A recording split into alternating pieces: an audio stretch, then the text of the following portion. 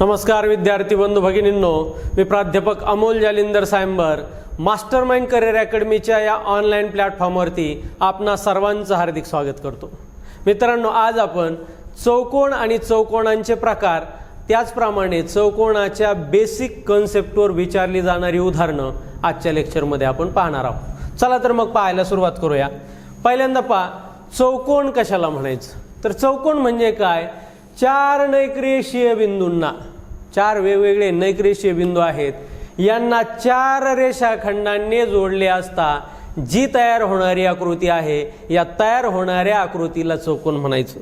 मग आता चार नैकरेषीय बिंदू, या ठिकाणी एक मी बिंदू काढला, या ठिकाणी एक बिंदू काढला, या ठिकाणी एक बिंदू काढला आणि या ठिकाणी एक बिंदू काढला। हे चार बिंदू चार रेषाखंडाने जोडायचे, जोडले चार रेषाखंडाने।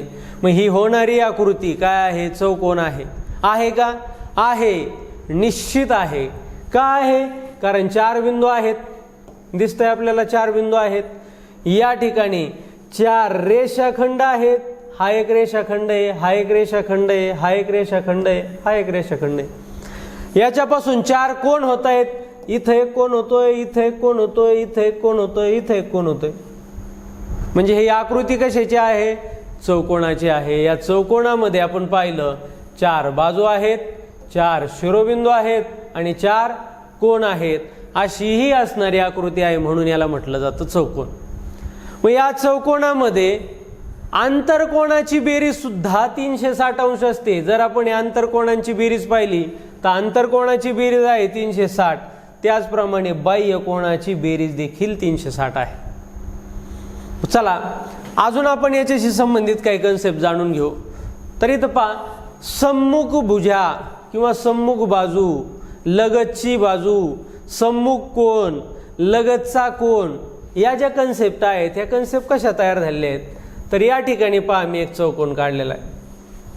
आता या चौकोनाला मी जर नावं दिली, मी इथं ABCD असे नावं दिले, ABCD, तर AB या बाजूची सम्मुख बाजू कोणती येईल? DC किंवा CD, सम्मुख बाजू, समोरासमोरची असणारी बाजू। BCच्या समोरासमोरची बाजू कोणती येईल? AD, सम्मुख भुज, मग याला सम्मुख भुजा म्हटलं जातं। पण मी समजा BCची लगतची भुजा काढायची सांगितली असती, लगतची बाजू काढायची सांगितली असती, तर लगतची बाजू म्हणजे या बाजूला शेजारी असणाऱ्या बाजू कोणत्या येतात? ही एक बाजू आहे, म्हणजे CD एक आहे आणि AB एक आहे। कोणत्या बाजूशी? यस, BC बाजूशी लगतची असणारी ती बाजू आहे। आता सम्मुख कोण, लगतचे कोण काय बनगडे? तर सम्मुख म्हणजे काय? समोरासमोरचे कोण। म्हणजे या ठिकाणी पहा, Aच्या समोरचा कोण म्हणजे इथं, इथं जर मी कोण काढला तर इथं कोण Aच्या सम्मुख कोण कोणता येतोय? कोण B, म्हणजे हा इथं। कोण Bच्या सम्मुख कोण कोणता येतो? इथं D, हे काय येतं? सम्मुख असणारे कोण आहे, समोरासमोरचे असणारे कोण। आणि लगतचे म्हणलं असतं तर मग ह्या Dच्या लगतचा कोणता कोण आहे? A, आणि हा कोण C, हे लगतचे असणारे कोण आहेत। कर्ण कशाला म्हणायचं? अजून कर्ण काय कन्सेप्ट आहे? तर सम्मुख शिरोबिंदू म्हणजे हा एक आणि हा एक, हे काय आहेत? सम्मुख शिरोबिंदू आहेत। यांना जोडणारा रेषाखंड, यांना जोडणारा जो रेषाखंड आहे याला म्हणायचं कर्ण।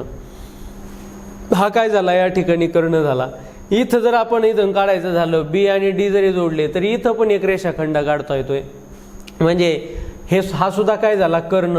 असे दोन कर्ण आपल्याला चौकोनामध्ये काढता येतात। आता आपल्याला या चौकोनांचे प्रकार आणि त्यांची गुणधर्म पाहायचे आहेत। चला तर मग आता प्रकाराला सुरुवात करूयात। पहिलाच प्रकार आहे आपला समांतरभुज चौकोन, यालाच पॅरलेलोग्राम असं देखील म्हटलं जातं। मग आता याला पॅरलेलोग्राम का म्हणतात? तर समांतर आणि एकरूप याच्या ज्या भुजा असतात, या चौकोनाच्या सम्मुख भुजा, या सम्मुख भुजा कशा असतात? समांतर असतात व एकरूप असतात। म्हणजे जर मी या ठिकाणी आकृती काढली, आता इथं एक मी भुजा काढली, याला समांतर भुजा काढायची, मग इथं मी एक काढली समांतर, याला समांतर असणारी भुजा आहे। इथं ह्या दोन भुजा जोडल्या, याला समांतर असणारी भुजा काढायची झाली तर या ठिकाणी मी समांतर भुजा काढलेली। म्हणजे या ठिकाणी जर मी नाव दिलं ABCD मग हा ABCD हा समांतरभुज चौकोन आहे. म्हणजे ABC समांतर असणारी भुजा कोणती आहे?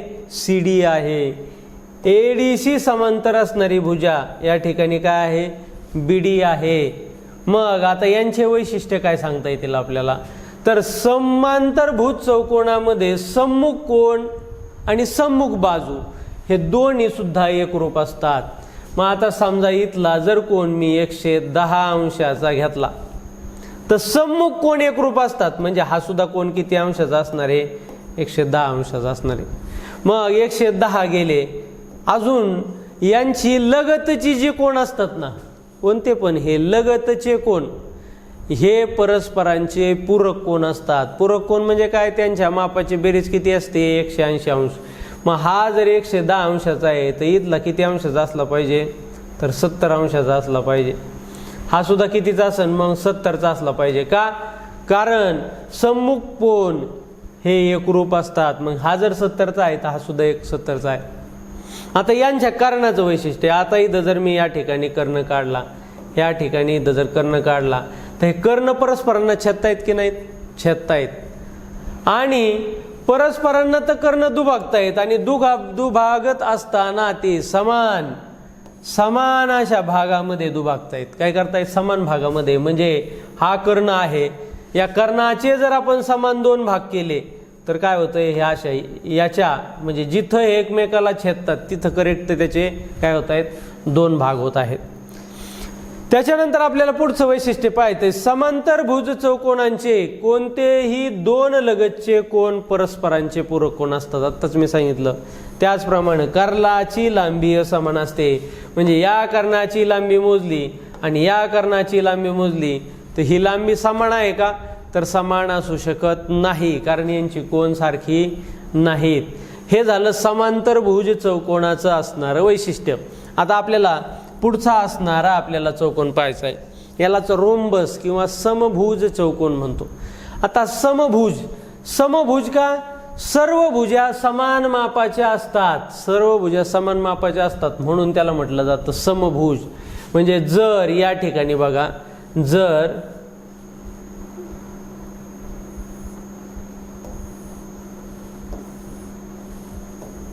मी या ठिकाणी समभुज चौकोन काढलेला आहे. या चौकोनाला नाव काय देऊ?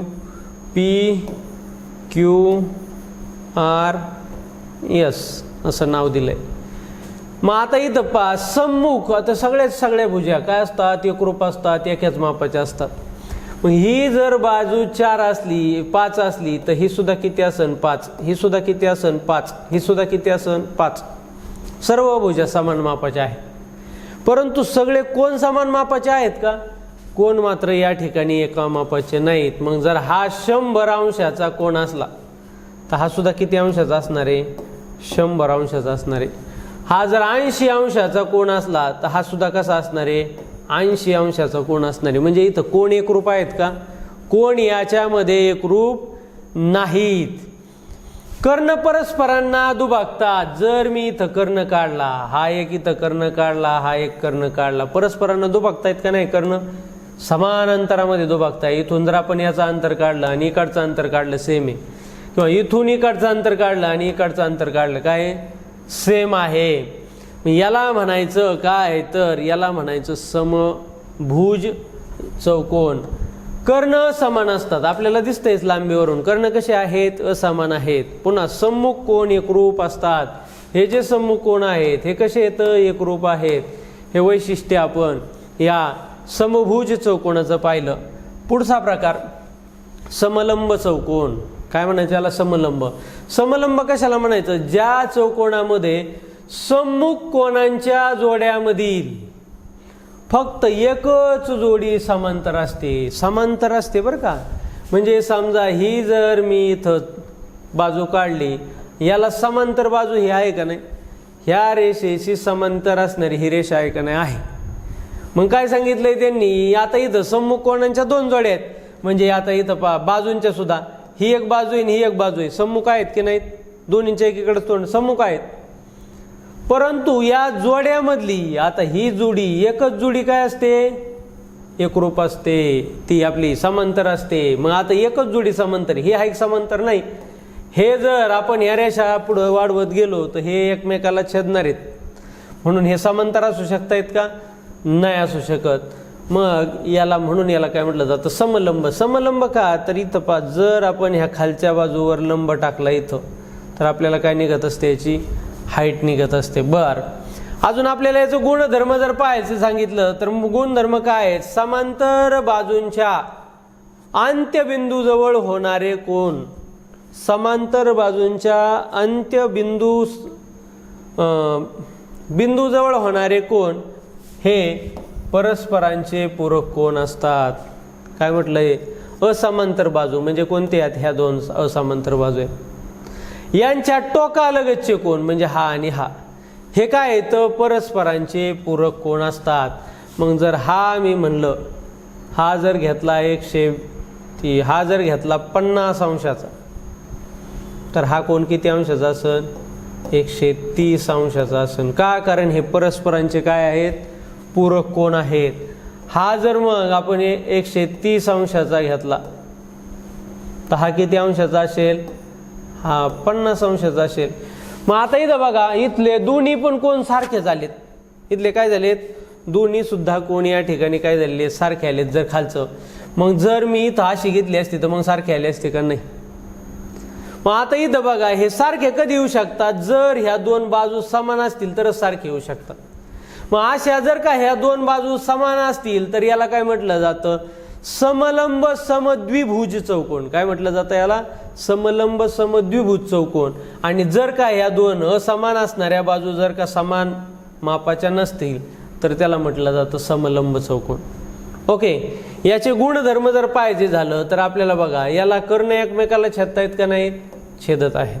बर, असमांतर बाजूंची लांबी असमान असते. असमान तर ह्या असमांतर बाजूंची लांबी हे असमान असू शकते, आणि जर समान असली तर त्याला समद्विभुज म्हणतात. असमान असल्यावर काहीच नाही फरक. बर, असमान असते. जर असमांतर बाजूंची लांबी समान असल्यास त्याला काय म्हटलं जातं, हे तर मी मगाशीच सांगितलं, समद्विभुज म्हटलं जातं. काय म्हटलं जातं, समद्विभुज. चला पुढचा प्रकार पाहतोय आपण, आयत. यालाच आपण म्हणतो रेक्टँगल. म्हणजे ज्या चौकोनाचे सर्व कोन काटकोन असतात, हा लय महत्वाचा मुद्दा आहे.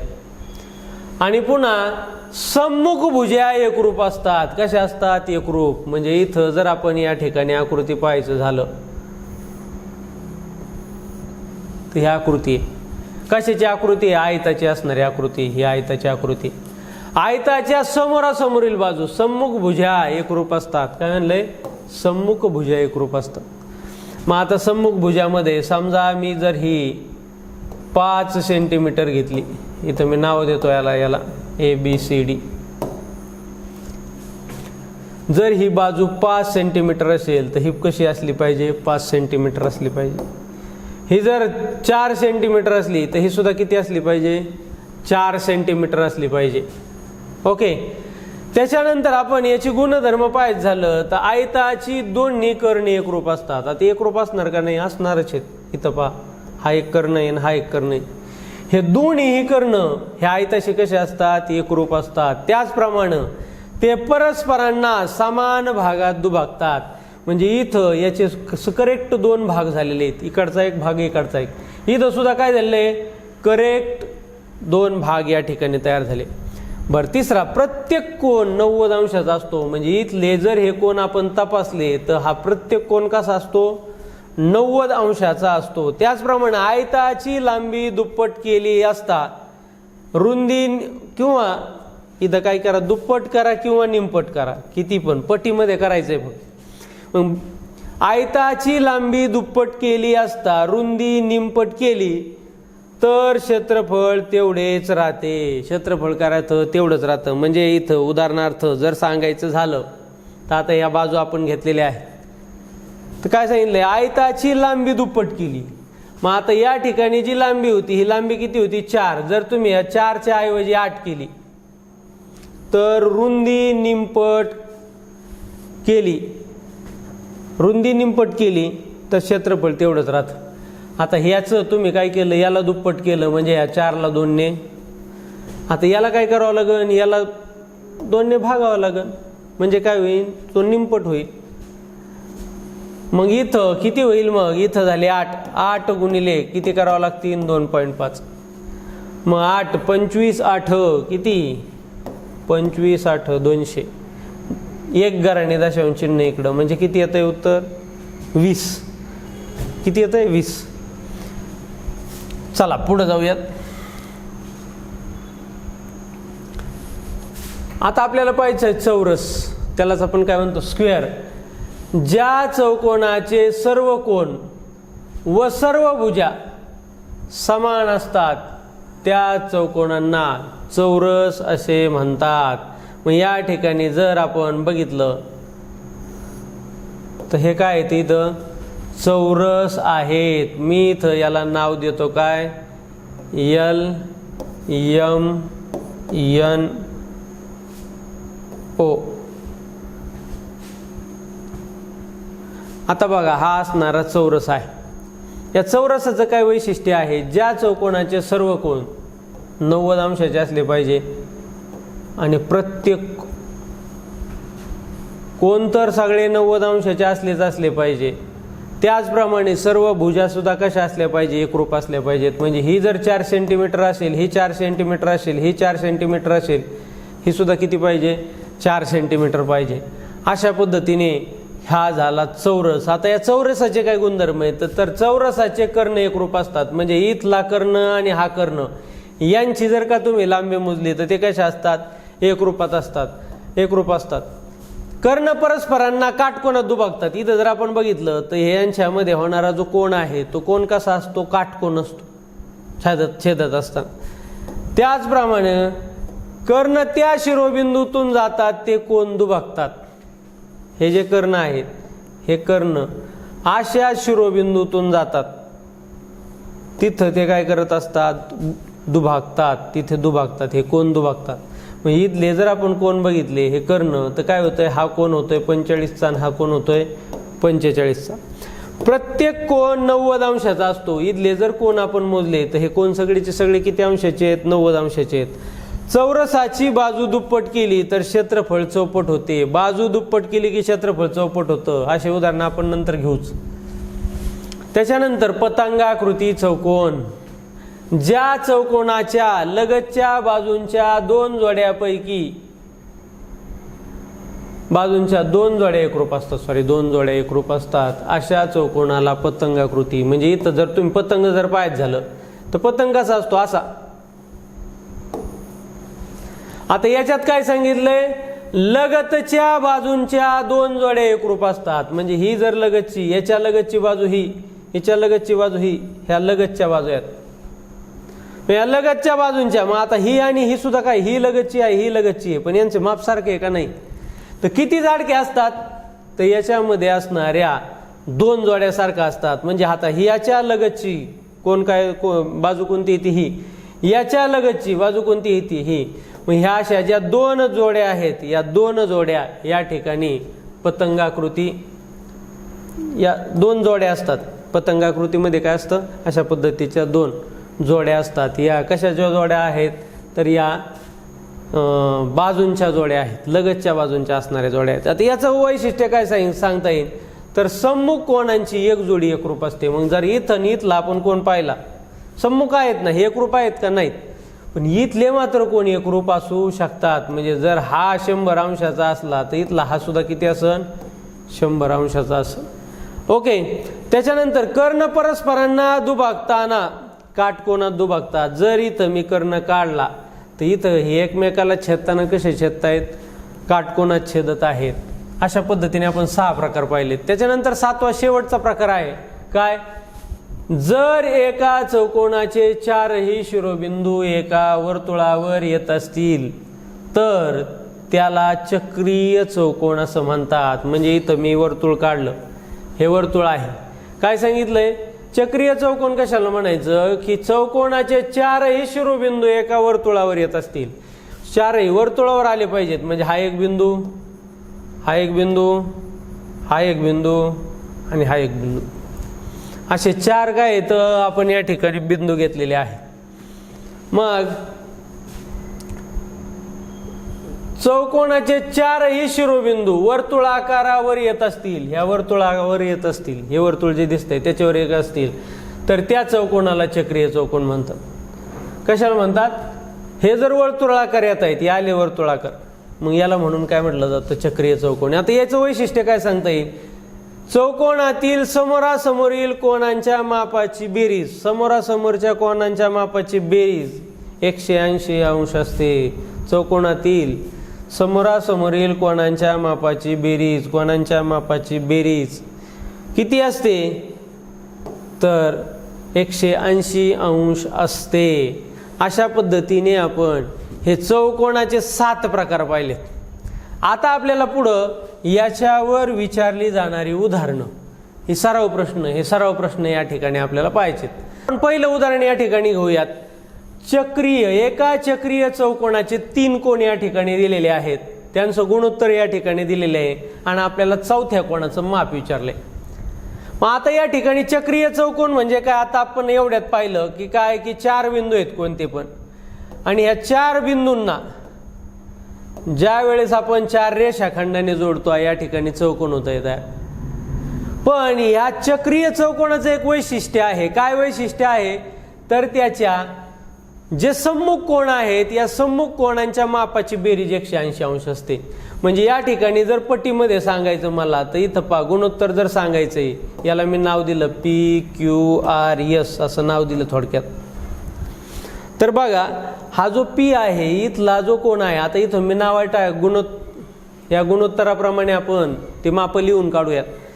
पट्टीमध्ये असणारी माप आहेत. तर हा काय 1 पट आहे, हा दुसरा काय आहे 3 पट आहे, आणि हा आहे 4 पट. तुम्हाला याची हा म्हणजे किती आहे ते विचारले. तर आता इथं बघा पट्टीमध्ये जर पाहायचं झालं तर हा 4 पट आणि हा 1 पट मिळून किती झाले? 5 पट. तसा हा 3 पट आणि अजून हा इकडं हे मिळून किती व्हायला पाहिजेत? हे सुद्धा किती व्हायला पाहिजेत? 5 पट व्हायला पाहिजेत ना. म्हणजे हे 3 पट अधिक हा किती आहे तुम्हाला माहिती आहे का? नाही माहिती. म्हणजे हा किती आहे? तर हा 3 इकडे जर गेला तर 5 मधून 3 वजा होईल. मग हा x बरोबर किती येईल? तर x बरोबर 2. म्हणजे हा काय 2 पट आहे.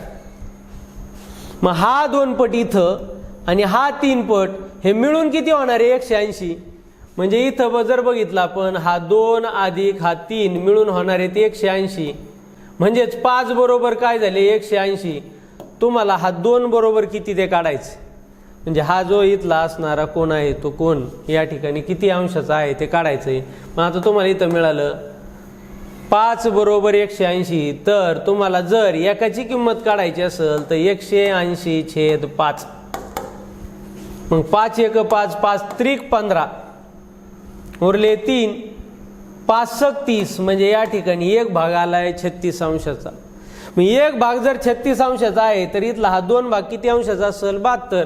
कारण का 36 गुणिले 2, 36 गुणिले 2 म्हणजेच काय? 72. 72 कुठे येतोय? दुसऱ्या नंबरचे ऑप्शन येतोय. मग अशा पद्धतीने हे आलेलं उत्तर आहे. दुसरा प्रश्न या ठिकाणी पाहूयात. एका समभुज चौकोनाचे कर्ण दिले. समभुज चौकोन कसा असतो माहिती आहे ना? सर्व भुजा समान मापाच्या, म्हणजे असा आहे हा समभुज चौकोन. याचे कर्ण दिलेत. म्हणजे हा एक कर्ण आहे त्याला आणि हा एक कर्ण आहे. मग हे कर्ण अनुक्रमे 12 सेंटीमीटर आणि 16 सेंटीमीटर आहेत. म्हणजे जर आपण अशी जर लांबी मोजली तर किती येते? 16 सेंटीमीटर. आणि अशी मोजली तर किती येते? 12 सेंटीमीटर. म्हणजे 12 आणि 16 हे काय येतं? या चौकोनांचे कर्ण आहेत. तर तुम्हाला विचारले चौकोनाची बाजू किती? चौकोनाची बाजू विचारली. आता बाजू कशी काढणार बघा. तर आपल्याला एक वैशिष्ट्य याचं माहिती आहे काय? तर याचे कर्ण परस्परांना छेदतायत. आणि छेदताना कसे छेदतायत? तर काटकोनात छेदतायत. मग जर इथं काटकोन होतोय, आता इथं एवढ्याचाच जर विचार केला तर इथं काटकोन त्रिकोण तयार झाला. कुठं? इथं पहा, हा झाला काटकोन त्रिकोण तयार होतोय ना. इथं काटकोन आहे म्हणल्यावर मग आता ही संपूर्ण असणारी बाजू किती आहे? 12 आहे संपूर्ण. तर हे एकमेकाला दुभागतात. मग इथपर्यंतची बाजू किती असणार आहे? इथपर्यंतची असणार आहे 6. ही संपूर्ण असणारी बाजू किती आहे? 16 आहे. मग जर ही संपूर्ण असणारी बाजू जर ही किती येते इथं 16 या ठिकाणी येत आहे, तर इथून एवढी किती असेल, तर इथून एवढी असणारे 8. मग आता बघा एक बाजू 8 आहे, एक बाजू 6 आहे, तर या ठिकाणी कर्ण कितीचा असेल. आपण गुणोत्तर कालच त्रिकूट पाहिले, 3 4 5 या पटीमध्ये त्रिकूट येत आहे का नाही. म्हणजे काय केलंय इथं बघा एक बाजू 6 आहे म्हणजे इथं 6, दुसरी बाजू 8 आहे. मग कर्ण किती असला पाहिजे, तर कर्ण असला पाहिजे 10. आपण या ठिकाणी काल पण या पायथागोरसच्या प्रमेयाशी संबंधित असणाऱ्या गोष्टी मी काल पण सांगितलेल्या आहेत, आज पण या ठिकाणी सांगितलेल्या आहेत. मग आपलं या ठिकाणी एक बाजू किती आली, तर एक बाजू आपली या ठिकाणी आलेली आहे 10. म्हणून आपल्याला 10 हा ऑप्शन, 10 हा पर्याय तिसऱ्या ऑप्शनमध्ये या ठिकाणी दिलेला आहे. त्याच्यानंतर आपल्याला पुढचा प्रश्न पाहायचा आहे. चौकोन ABCD हा एक समांतरभुज चौकोन आहे. कोन A हा Bच्या 4 पट आहे, तर कोन C चे माप या ठिकाणी आपल्याला विचारलेलं आहे. आता या ठिकाणी मी एक समांतरभुज चौकोन काढायचा आहे. तुम्हाला कसा काढायचा आहे, समांतरभुज म्हणजे हा कसा आहे, समांतरभुज चौकोन आहे. या चौकोनामध्ये नाव काय त्याचे, ABCD असे नाव आहे. कोन A हा Bच्या 4 पट आहे. म्हणजे जर इथला आपण हा कोन A घेतला, हा Bच्या किती पट आहे, 4 पट आहे. म्हणजे जर B 1 पट घेतला, म्हणजे B ला जर x मानलं, तर हा किती असेल, 4x असणार आहे. हा किती असणार आहे, 4x. मग हा समांतरभुज आहे, हे जर 4x आहे, तर इथला सुद्धा कोण किती असणार आहे, 4xच असणार आहे. बरं, याचा सम्मुख कोण किती असणार आहे, मग हा इथला हा x असणार आहे. म्हणजे सर्व कोण या ठिकाणी तुम्हाला मिळाले आहेत. मग तुम्हाला विचारलंय काय, कोन C चं माप विचारलंय, म्हणजे याचं माप किती आहे ते विचारलं. मग कसं काढणार तुम्ही, तर आपल्याला एवढं माहिती आहे की चौकोनाच्या सर्व कोणांच्या मापाची बेरीज ही किती असते, 360 अंश असते. म्हणजे हा इथला जर मी 4x घेतला, हा 4x अधिक हा पुन्हा x अधिक हा x अधिक हा पुन्हा 4x अधिक 4x आणि इथं पुन्हा अधिक x, हे अधिक x बरोबर किती, 360 अंश. एवढं करून सुद्धा काय आहे, 360 अंश. मग इथला 4x आणि हा x किती झाले, 5x. हे 5x आणि हे 5x किती झाले, 10x. मग हे 10x बरोबर किती होत आहेत, 360. तर x बरोबर किती, 360 भागिले 10. 1 0 गेला, 1 0 गेला. x ची किंमत किती निघते, 36. मग आपल्याला विचारलंय काय, C चे माप किती. आता C चे माप विचारलंय आपल्याला, x ची किंमत निघली आहे 36, पण C चं माप किती आहे, 4x. मग आपल्याला काय करावं लागेल, 4 गुणिले x ची किंमत किती आहे, 36. मग 4 गुणिले 36. मग यांचा गुणाकार करायचा आहे फक्त. 4 सक 24 4, हातचे आले 2, पुन्हा 4 त्रिक 12, 12 आणि 2 या ठिकाणी 14. म्हणजे हा कोन आलेला आहे 144 अंशाचा. त्याच्यानंतर पुढचा प्रश्न या ठिकाणी आपण घेऊयात. चौकोन PQRS हा चक्रीय चौकोन असेल ज्याचा R बरोबर 50 अंश, Q बरोबर 80 अंश, तर कोन P आणि कोन S ची मापे काढा. मग आता या ठिकाणी मी चक्रीय चौकोन काढतो. हा एक म्हणजे या ठिकाणी आधी कोन तुम्हाला वर्तुळ काढून घ्यावं लागेल. हे वर्तुळ काढलं मी, हे बिंदू तुम्ही एकमेकाला या ठिकाणी जोडले. त्याचं नाव पण दिलंय PQRS, हे असणारं नाव आहे. आता दिलंय काय काय तुम्हाला, दिलंय काय, R बरोबर 50 अंश म्हणजे याचं माप दिलंय 50 अंश. त्याच्यानंतर पुढे दिलंय काय, Q बरोबर 80 अंश म्हणजे याचं पण माप दिलंय 80 अंश. आणि तुम्हाला विचारलंय काय, P म्हणजे हा आणि S म्हणजे हा, यांचे दोन्हींचे माप विचारलेत. मग एकदम सोपं आहे, डोकंच चालवायचं नाही. चक्रीय चौकोनातील सम्मुख कोन हे काय असतात, परस्परांचे पूरक कोन असतात. म्हणजे त्यांच्या कोणांच्या बेरीज किती असते, 180 येत असते. मग हा जर 50चा आहे, तर इथला हा कोन किती अंशाचा असेल, 130 अंशाचा असेल. बरं यांच्या मापाची बेरीज सुद्धा किती येणार 180 येणार. मग हा 80चा आहे म्हणले हा कितीचा असेल 100चा. मग विचारलेलं काय आता या ठिकाणी आपल्याला चारी कोण मिळाले. विचारलेलं काय पी. मग कोण पी ची किंमत पहिल्यांदा सांगा किती आहे 130 अंश. आणि त्याच्यानंतर कोण काय यस. यसचं किती आहे माप या ठिकाणी 100. मग 130 आणि 100 असा कुठं ऑप्शन दिसतोय का तर पहिल्यातच दिसतोय. बघा इथं 100 आणि 130 आहे असं सुद्धा कधी कधी फसवं दिलं जातं. पण पी ची व्हॅल्यू कारण अनुक्रमे पी ची व्हॅल्यू येते का 100 नाही येत. पी ची व्हॅल्यू किती 130च येते. अशा पद्धतीने हे प्रश्न सोडवायचा होता. त्याच्यानंतर 5वा प्रश्न आकृतीमध्ये. आता आकृती कुठे ABCD हा समांतरभुज चौकोन आहे. म्हणजे या ठिकाणी हे दोन या ठिकाणी काय आहेत या ठिकाणी समांतरभुज चौकोन आहे. कोण ABCD.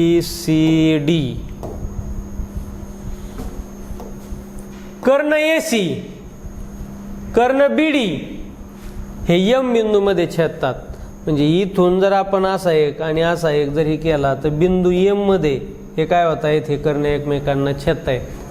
तर AM बरोबर म्हणजे A पासून ह्या M पर्यंतची लांबी ही किती आहे 6 सेंटीमीटर. आणि BM म्हणजे ह्या B पासून ह्या M पर्यंत याची लांबी आहे किती 4.5. तर त्यांच्या कर्णांची लांबी किती म्हणजे थोडक्यात काय हाफ कर्णाची दिली आणि फुल कर्णाची विचारली. कारण बघा इथपर्यंतची लांबी जर 6 आहे तर इथून हा सुद्धा एवढा किती असेल 6. हे 6 आणि 6 किती होतील 12.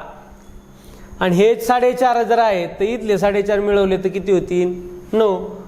म्हणजे हा एक बाजू होईल 12 आणि एक बाजू होईल 9. मग 12 9 या ठिकाणी ऑप्शन 2 मध्ये दिसतंय म्हणून हे 2 उत्तर आलेलं आहे.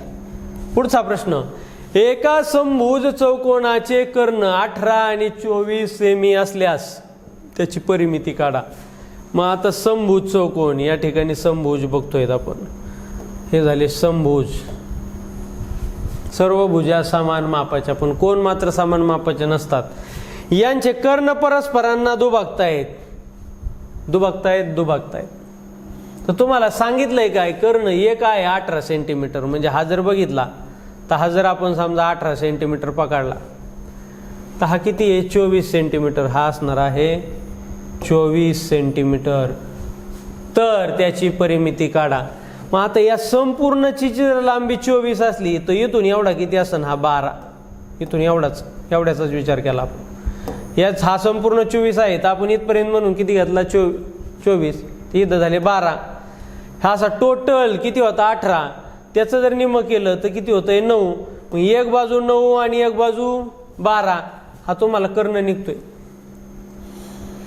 मग तुम्हाला पण विचारलंय काय परिमिती. मग आपल्याला आधी हा कर्ण काढावा लागेल. कर्णावरून त्याची परिमिती काढावी लागेल. मग एक बाजू 9 आहे दुसरी बाजू 12 आहे तिसरी किती असन 15. 9 12 15 हे असणार एक त्रिकुट आहे. मग ही बाजू असणार आहे 15. तर त्याची परिमिती किती. मग परिमिती म्हणजे काय असते सर्व भुजांच्या मापाची बेरीज. सर्व बाजूंच्या मापाची बेरीज.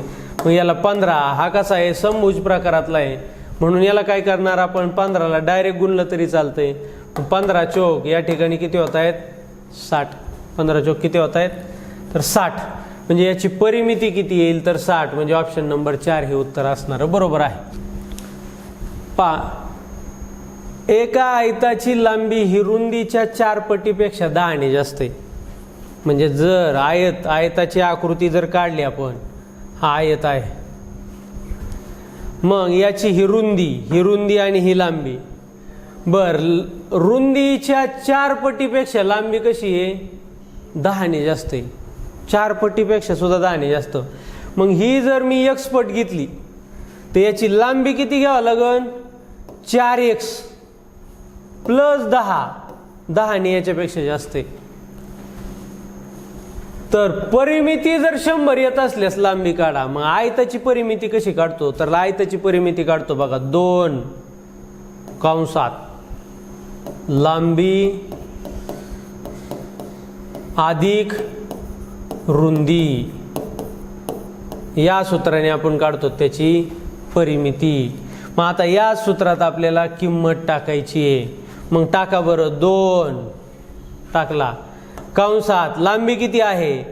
4x अधिक 10 लांबी अधिक रुंदी किती आहे? x. आणि याने काय निघते? परिमिती निघते. आणि परिमितीत आपल्याला दिली आहे, याच्यात x ची किंमत दिलेली नाही तर परिमिती दिली. परिमिती किती आहे? 100 आहे. हे आपल्याला सोडून घ्यायचं. मग हा आधी आपल्याला ह्या कंसातल्या क्रिया करायच्या आहेत. हा जो 2 आहे बरोबर चिन्हाच्या पलीकडचा, इकडं जर आला तर इकडचा गुणिले इकडे आल्यावर भागिले होईल. आता ह्या क्रिया करून घेऊ. हा आता इथं बघा, हा 4x आणि हा 1x. हे काय आहे तर सजातीय पद आहेत. मग हे सजातीय पद आपण या ठिकाणी काय करू? बेरीज करून घेऊ. मग हा x आणि 4x किती होईल? 5x. अधिक किती होतील? हे 10 होतील. अधिक हे 10. आता इकडचे हे 2 मी बरोबर चिन्हाचे इकडे आणणार आहे. बरोबर चिन्हाचे इकडे काय काय आहेत? इकडे 100 आहेत. हे इकडचे गुणिले इकडे आले झाले हे भागिले. अशा पद्धतीने आपल्याला इथं समीकरण मिळालं. बेक बे बे पंचे 10 म्हणजे या ठिकाणी मिळालं तुम्हाला 50. मग हे 50 काय आहेत? 5x अधिक 10 बरोबर 50. तर तुम्हाला इथं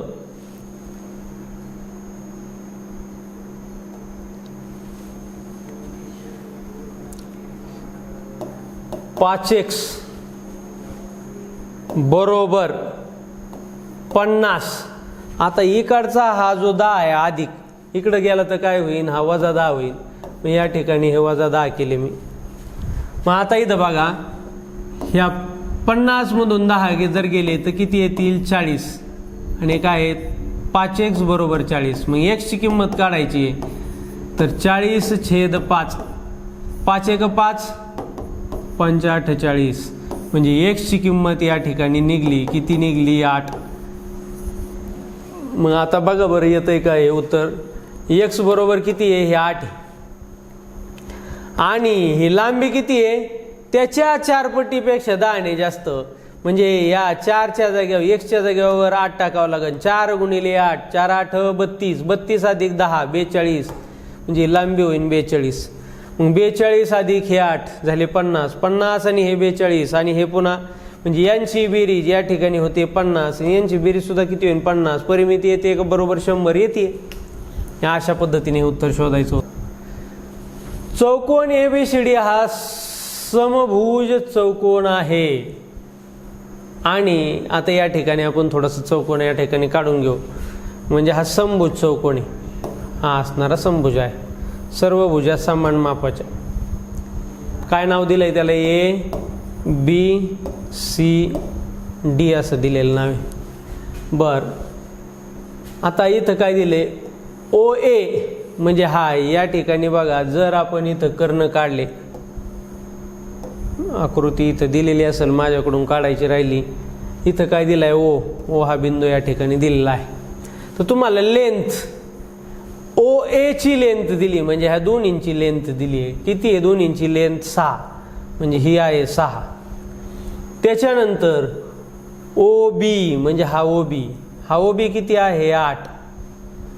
तर त्यांची परिमिती काढा म्हणलंय चौकोनाची. आता इथं बघा, हे कर्ण एकमेकांना काटकोनामध्ये दुभागतात. मग एक बाजू 8 आहे, दुसरी एक बाजू 6 आहे, दुसरी बाजू 8 आहे. 6 8 10 म्हणजे या ठिकाणी ही बाजू किती असली पाहिजे? 10 असली पाहिजे. आपण हे शिकलेलो आहेत. मग ही जर बाजू 10 आहे तर ही सुद्धा किती असणार आहे? ही 10 असणार आहे, कारण समभुज आहे. ही सुद्धा किती असेल? 10 असेल. ही सुद्धा किती असेल? 10 असेल. यांची परिमिती किती होईल? 4 बाजूंची बेरीज. 4 बाजूंची बेरीज किती होते? 40. परिमिती झाली या ठिकाणी 40. पुढच्या प्रश्नाकडे जाऊयात आपण. जर एका समांतरभुज चौकोनाचे लगतचे कोन एकरूप असल्यास तो कोणत्या प्रकारचा चौकोन होईल? आता समांतरभुज चौकोन आहे. आणि कोण समांतरभुज चौकोन कधी? त्याचे कोन एकरूप असतात का? नाही. आणि जर आपण त्याचे कोन एकरूप केले म्हणजे हा असणारा सर्व समोरासमोरच्या बाजू समांतर आहेत. याला समांतर बाजू ही आहे, याला समांतर बाजू ही आहे, आणि यांचे कोन काय आहेत? एकरूप आहेत. म्हणजे एकरूप करायचे जर असतील तर प्रत्येक कोन कितीचा करावा लागेल? 90 अंशाचा करावा लागेल. म्हणजे असा. मग असं जर केलं तर हा कोणत्या प्रकारचा चौकोन होईल? हा होईन आयत. मग या ठिकाणी आलेलं उत्तर काय आहे? आयत. अशाच पद्धतीने आपण याच्या नंतरचे सुद्धा घटक पाहणार आहोत. तुर्तास आपण इथंच थांबूयात. धन्यवाद.